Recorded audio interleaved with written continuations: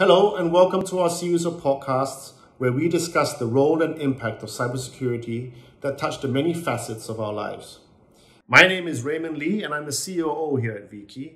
And in today's dialogue, I'm joined by my fellow CFO and legal counsel, Jason Ng. And we'll be discussing the importance of the mobile device in our daily lives. You know, Jason, today we use our smartphones for almost everything we can think of. I remember when mobile phones were a way just to make phone calls while you're on the road. Sending messages via SMS was the new norm. Phones were marketed based on their form factor. And later on, as the screen technology advanced, phones were then sold based on the number of megapixels they had on their camera. I think this is when the behavioral shift started to begin, when the phone became more of a habitual tool for our daily life. Today, the devices in your pocket pack more computing power than was used to send men to the moon in 1969. And what sells phones these days are the apps on the respective stores. There is possibly an app for anything and everything that you can think of. And the App Store feels more like the libraries that we used to go when we borrowed books.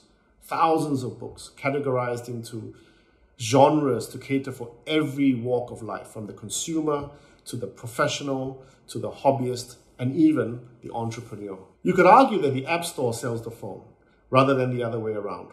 And the explosion in the mobile app developer community has made the phone an indispensable tool for our daily lives. We work, communicate, shop, pay, get around, and live every minute of our daily life on this device. And I would argue that we're experiencing a very rapid rise of innovation without really realizing it. The phones today are powerful enough, affordable, and the apps on the stores free and abundant. And now we're seeing phones replace the everyday devices that we use in our daily lives in the ecosystem. From hotel keys to banking tokens, point of sale terminals, and now even car keys. How far do you think this is going to go, Jason? You're absolutely right, Ray. In fact, when we talk about mobile devices, we are not even referring just to smartphones anymore, right? Fitness wearables such as the Apple Watch, Samsung Galaxy Watch, or Fitbit Versa are increasingly common, as are networked IoT sensors such as the Freestyle Leap Flash glucose monitoring system from Abbott, or Nike Adapt, which controls the fit color and adjusts your high-end sports shoes. So back to our topic for today's podcast. I'm sure there was a point in your life when you couldn't leave the home without your wallet. Today, you leave your wallet at home, but you simply cannot spend the day without your phone. My phone has replaced my ID card, my credit cards, my ATM cards, driver's license, and even the photo of my family is now a screensaver. The phone is my identity, and I am my device. And as far as my identity goes, traditionally, the passport is the one single document that helps to identify who I am anywhere in the world. To drive home the point, do you really think our mobile device today is more important than our passport? Well, let's take a closer look at our traditional passport. Our passport really serves as a proof of identity. Example, when we subscribe to a new telephone line, or set up internet access, open a new bank account, or as we go through customs on our travels. Many of these use cases are already possible via mobile devices.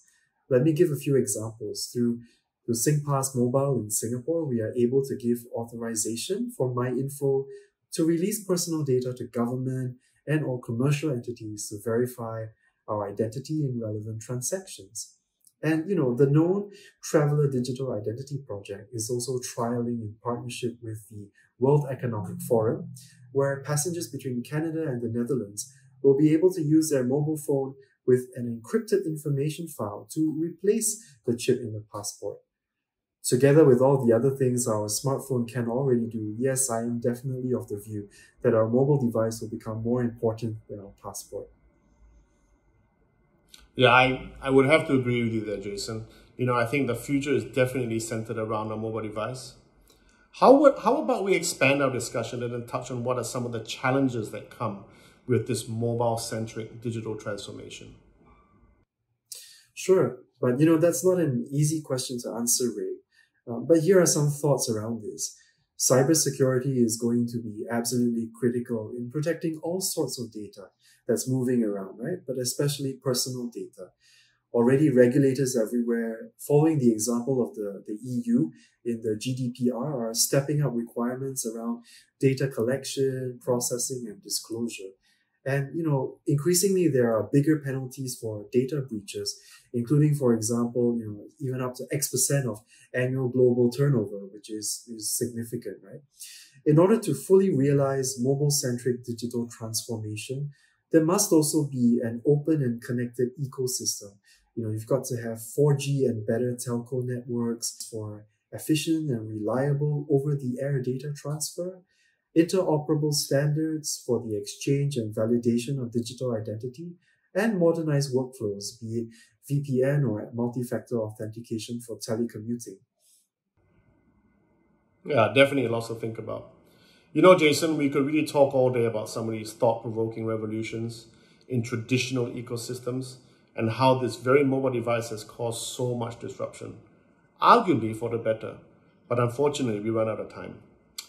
But in closing, as we always do, we'd like to leave our listeners with something to think about. So while we're on this topic, I just want to expand on a very simple question for most of you out there.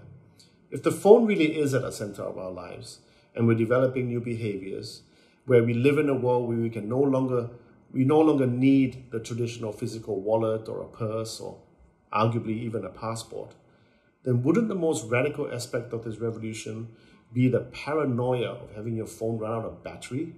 What would you do then? What do you think the next mobile revolution will evolve around? That concludes this episode, and thank you for listening. Be sure to look out for more upcoming episodes in the links below, where we share more perspectives on other interesting trends in the cybersecurity space. Also, if you'd like to pose some questions to us, please send these through to the email below. And don't forget to follow us on LinkedIn, Twitter, and Facebook for more frequent bite-sized security tips. I once again like to thank our studio guest Jason for joining me this afternoon. This is Raymond Lee signing off. See you soon.